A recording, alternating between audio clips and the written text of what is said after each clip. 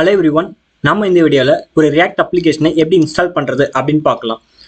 ஒரு react application run ஆகிறதுக்கு நமக்கு Node.js தேவை. அதை நீங்கள் இந்த எல்டிஎஸ் அப்படின்ற இந்த ஒரு வெர்ஷனை டவுன்லோட் பண்ணிக்கோங்க. இதை ஏன் டவுன்லோட் பண்ணக்கூடாது அப்படின்னு கேட்டிங்கன்னா, ஒரு சில கான்ஃப்ளிக்ஸ் வரும், ஒரு சில ஃபங்க்ஷனாலிட்டி உங்களுக்கு ஒர்க் ஆகாமல் போகலாம். ஸோ நான் ஆல்ரெடி Node.js இன்ஸ்டால் பண்ணி வச்சுருக்கேன். ஸோ அதை செக் பண்ணுறதுக்கு நம்ம கமாண்ட் ரன் பண்ணலாம். இந்த கமாண்ட் என்னவா இருக்குன்னா node -version. ஸோ ஒன்ஸ் நீங்கள் உங்களோட Node.js டவுன்லோட் பண்ணிட்டீங்க அப்படின்னாக்கா இந்த வெர்ஷனை செக் பண்ணிக்கோங்க. இது கரெக்டாக இன்ஸ்டால் ஆயிருக்கா இல்லையா அப்படின்றத கன்ஃபார்ம் பண்ணிக்கலாம். ஸோ அதுக்கு அடுத்தது நம்ம பண்ண போகிறது cmd அப்படின்ற கமெண்ட். நம்ம எந்த ஃபோல்டரில் நம்ம ரியாக்ட் அப்ளிகேஷன் இன்ஸ்டாலேஷன் பண்ண போகிறோம் அப்படிமோ அந்த இடத்துக்கு போயிடணும்.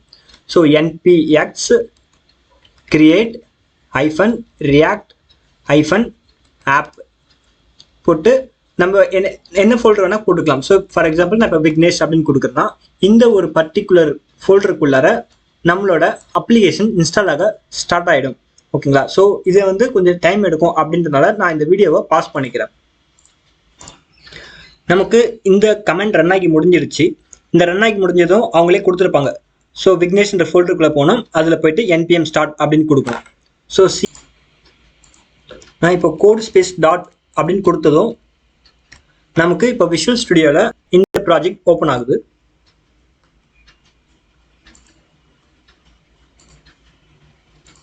விக்னேஷ் அப்படின்ற இந்த ஒரு ஃபோல்டர் இப்போ விஷுவல் ஸ்டுடியோவில் ஓப்பன் ஆயிடுச்சு. இப்போ இது ஆல்ரெடி ஓப்பன் பண்ணி வச்சதை நான் க்ளோஸ் பண்ணிக்கிறேன். Don't save.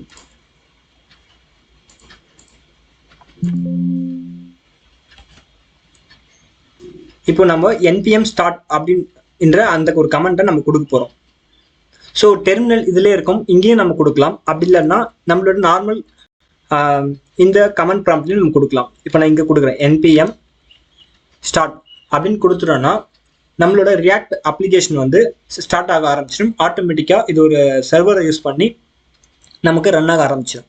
ஸோ ஏன் ரியாக்ட் போகிறாங்க அப்படின்னு பார்த்தீங்கன்னா, இந்த ரியாக்டில் ஒரு பேஜையும் நம்ம இப்போ கிளிக் பண்ணுறோம் அப்படின்னாக்கா இந்த ஒரு பர்டிகுலர் செக்ஷன் மட்டும்தான் நமக்கு லோட் ஆகும். ஃபார் எக்ஸாம்பிள் அஜாக்ஸும் அதே மாதிரி தான். ஆனால் இந்த எந்த ஒரு அஜாக்ஸ் கால் எதுவுமே இல்லாமல் நமக்கு ஃப்ரண்ட் எண்டில் மட்டும் ஒரு ஆக்ஷன் நடக்கிறதுக்காக நம்ம இதை யூஸ் பண்ணுறோம். ஸோ ரவுட்டிங்கில் பார்த்தீங்கன்னா ரவுட்டிங் சேஞ்ச் ஆகும், ஆனால் இது ரெஃப்ரெஷ் ஆகாது. ஸோ இது எல்லாமே ஒரு தனித்தனி காம்போனண்ட்டாக தான் இருக்குமே.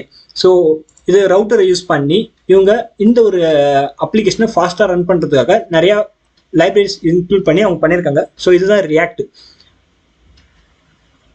ஸோ நமக்கு இது இன்னும் இப்போ ஸ்டார்ட் ஆகிடுச்சு. ஸோ npm ஸ்டார்ட் கொடுத்ததும் நமக்கு ரியாக்ட் அப்ளிகேஷன் ஸ்டார்ட் ஆயிடுச்சு. ஸோ இது எங்கேருந்து ஒர்க் ஆகுது அப்படின்றத பார்க்கலாம். இதோட என்ட்ரி ஃபைல் அப்படின்னு பார்த்தீங்கன்னா பப்ளிக்ல இருக்க index.html அப்படின்ற இதுதான் ஒரு என்ட்ரி ஃபைலாக இருக்கு. ஸோ இதை நம்ம தெரிஞ்சுக்கிறதுக்கு இது இன்னும் லோட் ஆகிட்டு தான் இருக்கு. ஓகே, ஸோ இது நம்ம தெரிஞ்சுக்கிறதுக்கு என்ன பண்ணலாம் அப்படின்னாக்கா, ஸோ ஃபர்ஸ்ட் பப்ளிக் இருக்குல்ல, ஸோ அதுக்கு அடுத்தது srcயில் இருக்கிற index.js அப்படின்றது தான் நமக்கு மெயின் ஃபைல். ஓகேங்க, இங்கேருந்து தான் நம்மளோட ப்ராஜெக்டோட ரூட் ஸ்டார்ட் ஆகுது.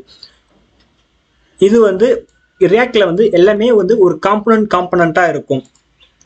அப்படி இதுதான் இப்போ ஆப் காம்பனண்ட் அப்படின்ற ஒரு காம்பனண்ட்டை இவங்க இன்க்ளூட் பண்ணியிருக்காங்க. ஸோ இதில் நமக்கு மெயினாக இருக்கிற ரெண்டு லைன் என்னன்னு பார்த்தீங்கன்னா ரியாக்ட் டாம் தான். ஸோ இந்த வெப் ரிப்போர்ட் விட்டல்ஸ், ஸோ இதெல்லாம் நமக்கு தேவையில்லை. இதெல்லாம் என்னென்னா எரர் த்ரோ பண்ணுறதுக்காக நம்ம யூஸ் பண்ணியிருப்போம். ஸோ இதெல்லாம் இப்போதைக்கு தேவையில்லை கிடையாது, நம்ம அது ஃபியூச்சரில் பார்க்கலாம் எப்படின்ட்டு. ஸோ ரியாக்ட் டாமும் ரியாக்டும் தான் ரொம்ப முக்கியம். ஸோ இது என்ன பண்ணுது, கிரியேட் ரூட் அப்படின்ற ஒரு ரூட் கிரியேட் பண்ணுது. எந்த ஐடியில்? ஸோ index.html இருக்கிற இந்த ஒரு ஐடிக்கு நம்ம ப்ராஜெக்டை ரன் பண்ண போகிறோம். ஸோ இது எரர் வந்திருக்கு, நான் கொஞ்சம் வீடியோ பாஸ் பண்ணிக்கிறேன். ஸோ ஸ்டார்ட் ஆயிடுச்சு. ஓகே, ஸோ இப்போ கம்பைலிங் ஆகிட்டு இருக்கு. ஸோ இந்த ஒரு ரியாக்ட் அப்ளிகேஷன்ன்றது நம்மளோட என்னென்ன எலமெண்ட்லாம் கொடுக்குமோ எல்லாத்தையும் கம்பைல் பண்ணி அதுக்கப்புறம் தான் வெப்பில் கொடுக்கும்.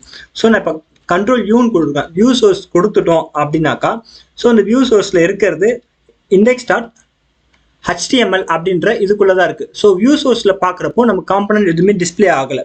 ஓகேங்களா? ஸோ இது என்ன நடந்திருக்கு அப்படின்னாக்கா, வெர்ச்சுவல் டாமா ஆக்ட் பண்ணிருக்கு. வெர்ச்சுவல் டாம் ரியாக்ட்ல சொல்லுவாங்க பாத்தீங்களா. ஸோ இதை நம்ம எப்படி கண்டுபிடிக்கலாம் அப்படின்னு கேட்டிங்கன்னா,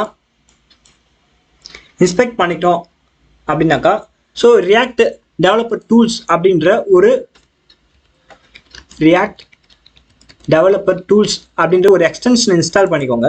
ஸோ நான் ஆல்ரெடி இன்ஸ்டால் பண்ணி வச்சிருக்கேன். ஸோ குரோம் எக்ஸ்டென்ஷன் நீங்கள் இன்ஸ்டால் பண்ணிட்டீங்க அப்படின்னாக்கா உங்களுக்கு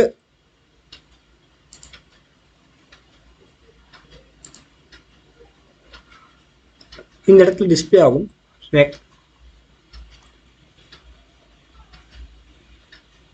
அப்ளிகேஷன் செக்யூரிட்டி கன்சோல் எதாவது எரர் வந்திருக்கா? இது வரல. ஓகே, எனக்கு இது 2.5 ஹவர்த்துக்கு லேட் ஆயிடுச்சு போல இருக்கு. ஓகே, காம்போனன்ட் அப்படின்ட்டு இந்த இடத்துல இருக்கு பாத்தீங்களா. ஸோ என்னென்ன காம்போனன்ட் இருக்குது அப்படின்றத இங்க பார்க்கலாம். நம்ம சோர்ஸ் வந்து என்னது, index.js அப்படின்றது தான். ஓகேங்களா. இப்போ நம்ம வந்து எலமெண்ட்ல வந்து பார்த்தோம்னாக்கா நமக்கு இந்த ஆப் அப்படின்ற இந்த ஒரு ஜேஎஸ்ல காம்போனன்ட்ல இருக்கிற இதுதான் ரெண்டர் ஆயிருக்கு. ஆனா வியூ சோர்ஸ்ல வந்து பார்த்தோம்னா நமக்கு எதுவுமே வந்திருக்காது. ஸோ இது வந்து ஒரு வெர்ச்சுவலா வந்து ஆக்ட் ஆகி நமக்கு இது வந்து ரொம்ப ஒரு ஃபாஸ்டா வந்து எடுத்து வந்து கொடுக்குது. ஸோ இது வந்து நம்ம எப்படி மாடிஃபிகேஷன் பண்ணலாம் அப்படின்னு பார்க்கலாம். ஸோ index.html பார்த்தாச்சு, அதுக்கடுத்து index.js. ஸோ இந்த ஃபைல்ல வந்து எப்படி அது வந்துச்சு அப்படின்னாக்கா, இதுதான் வந்து அந்த காம்போனன்ட். இந்த காம்போனன்ட்டை அவங்க இம்போர்ட் பண்ணியிருக்காங்க.